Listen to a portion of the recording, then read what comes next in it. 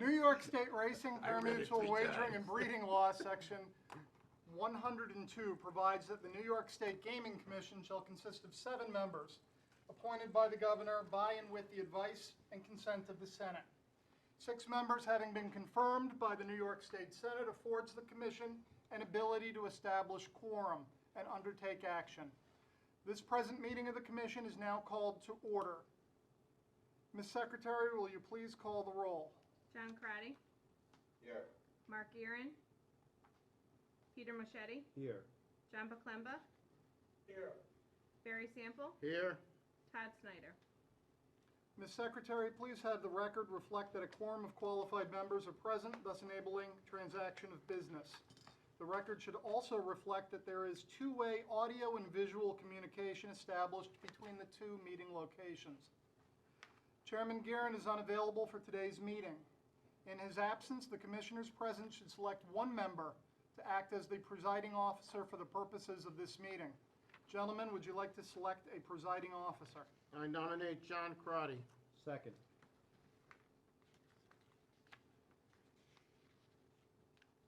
Anyone else? Mr. Crotty, the floor is yours. Thank you very much. Let's try to make it brief, following in Chairman Garen's footsteps here. The first thing for our consideration is consideration of minutes for the meeting last held June 25th and July 7th, 2014. The minutes of the commission meeting conducted on the 25th and July the 7th have been provided to the members in advance. At this time, I'd like to ask the members if there are any edits, corrections, amendments, or other comments. No. There being none, I'd like to move to adopt the minutes, please. And Madam Secretary, can you please let the record reflect that the minutes were adopted as circulated?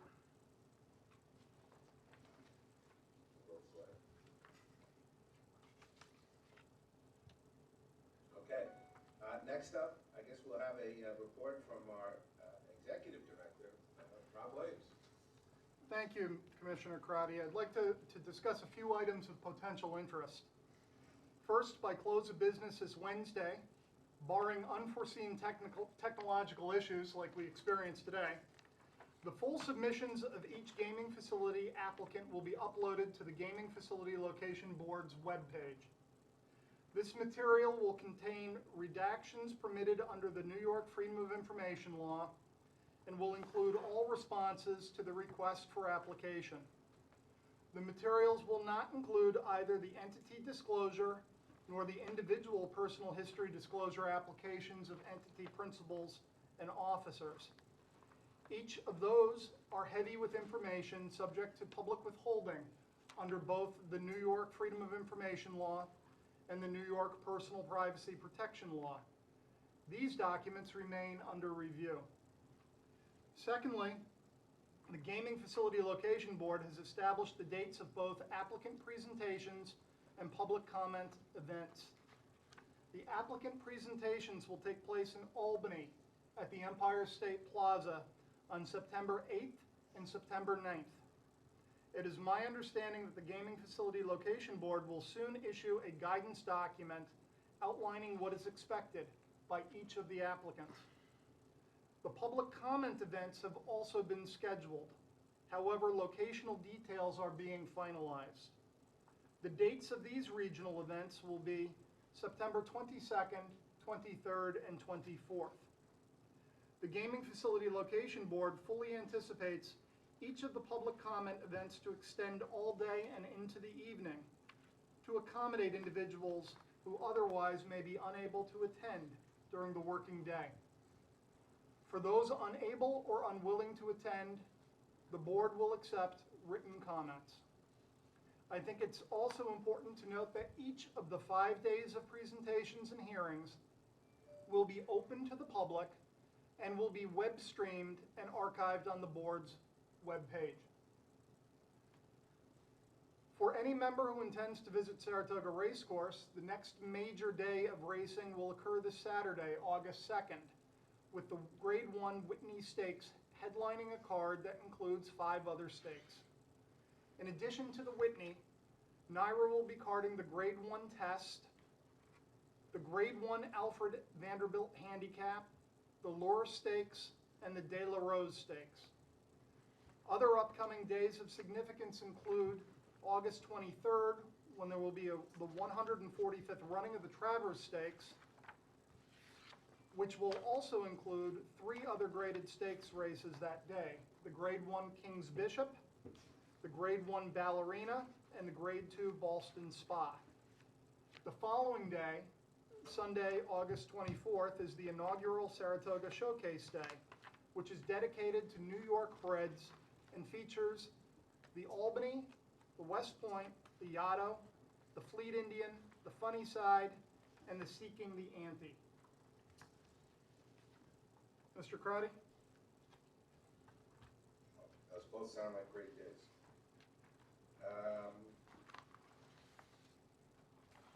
Mr. Williams, will you present the next item up, please? Certainly. New York Racing, Parimutuel Wagering, and Breeding Law, Section 109A, Subdivision 1, provides that the commission is to name a chair from among the 5 board members. It is my understanding that Kevin Law is the lone member to have agreed to serve in such capacity.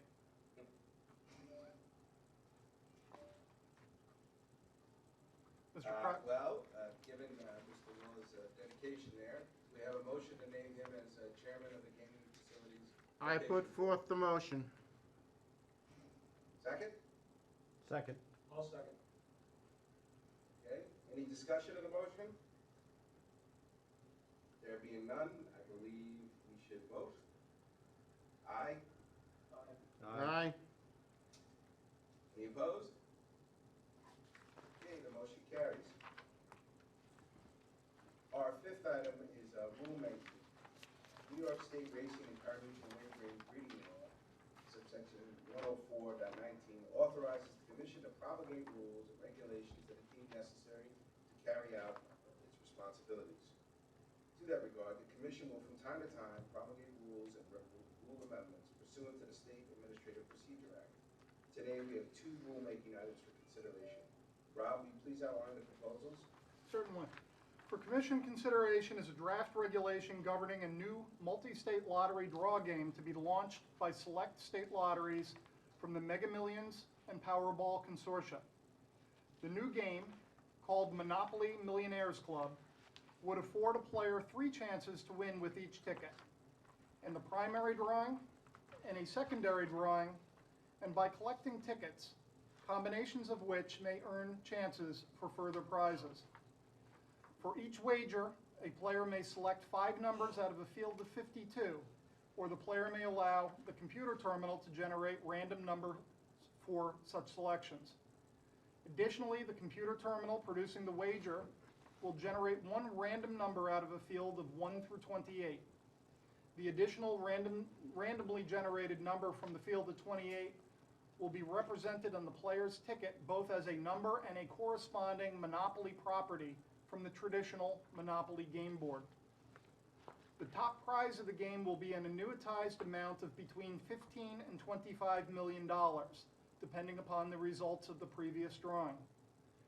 If a top prize winning ticket is sold, lump sum prizes of $1 million will be awarded in secondary drawings.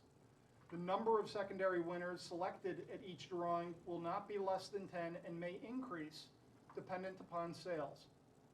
Today we have with us Gardner Gurney, who is the director of the lottery, should there be any specific questions regarding the proposal.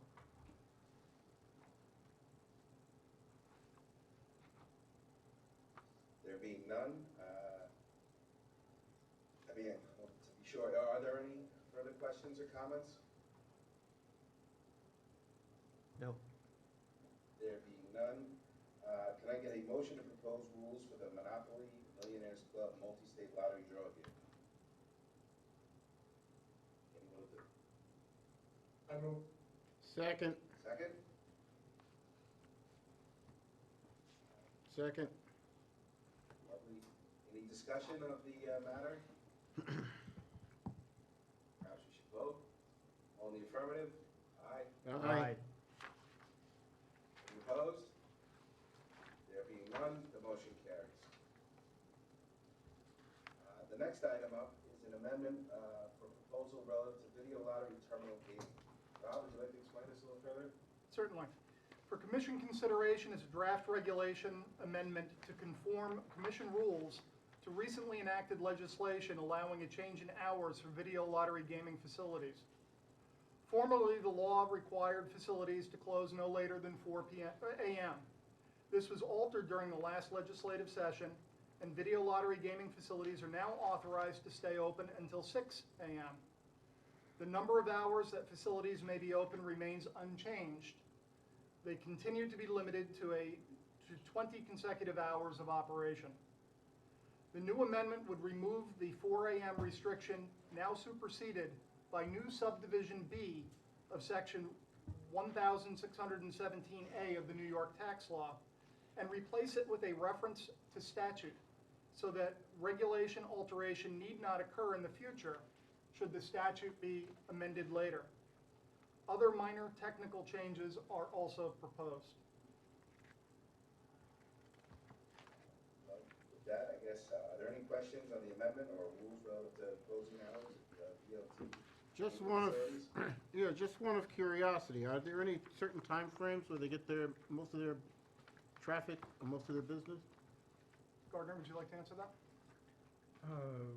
Probably the best hours are typically between, say, 3 o'clock in the afternoon and midnight. Okay. I imagine that most of these facilities, or some will not change their hours at all, and some will, primarily the downstate facilities. Typically the best hours, like I said, is after 3 o'clock in the afternoon, and probably runs until about 1 in the morning. Starts tailing off pretty heavily after that. If I can follow up on what Gardner said, there's several locations already have expressed Yep. that they will not be availing themselves To go to of 6 any o'clock. change. Okay. So it's my understanding that this proposal is merely amending our rules to comply with existing law. That is accurate. Thank you. Okay, can I have a motion for the amendment, please? So moved. Second. Okay, I think we should vote. Aye, Aye. Aye. motion carries. Item number 6 on our agenda now, new business and old business. First, is there any new business to consider here? There being none, move on to old business to consider. Is there any? Okay, fair enough. We'll move on to the 7th item. At the previous meeting, Chairman Garrett proposed to establish a uniform date for meetings, the 4th Monday of each month. This would make the next meeting August 25th. Unless there are any apparent conflicts that might suggest a movement, should any commissioner have concern with the date, please let Ms. Buckley know. We also discussed the possibility of conducting one of these meetings in the city of Saratoga Springs to correspond with NYRA's conduct of summer race week. If that remains of interest, please let Ms. Buckley know. To add a point on further to that, can we set then the rest of the year's meetings now or this week so that we can lock them in? I'm in favor of that too, John, because it's very difficult on short notice for me. And so if I know well, if I know well in advance, I can clear my calendar, Yes, the odds greatly go up, right? And I appreciate that, Peter. You probably won't get me in my summer wear anymore. Yeah. Shall we establish it as the 4th Monday of every month? That's fine with me. Any Okay. date works, as long as I know about it far enough in advance. Yeah, that's Fourth great. Monday. Fourth Do we Monday. want to lock in a time also, tentatively? Can you get- A lot of that is dependent upon whether we can get video availability. I see, okay, But at least that'll lock in the date. okay. Do we want to discuss having the meeting in Saratoga now? When does the Yeah, season end? let's discuss it. I mean, that's a Monday. We just voted on setting the rest of the meetings, We should check with Todd and Mark, but if they're not here now, I mean, would we rather do it on a Friday?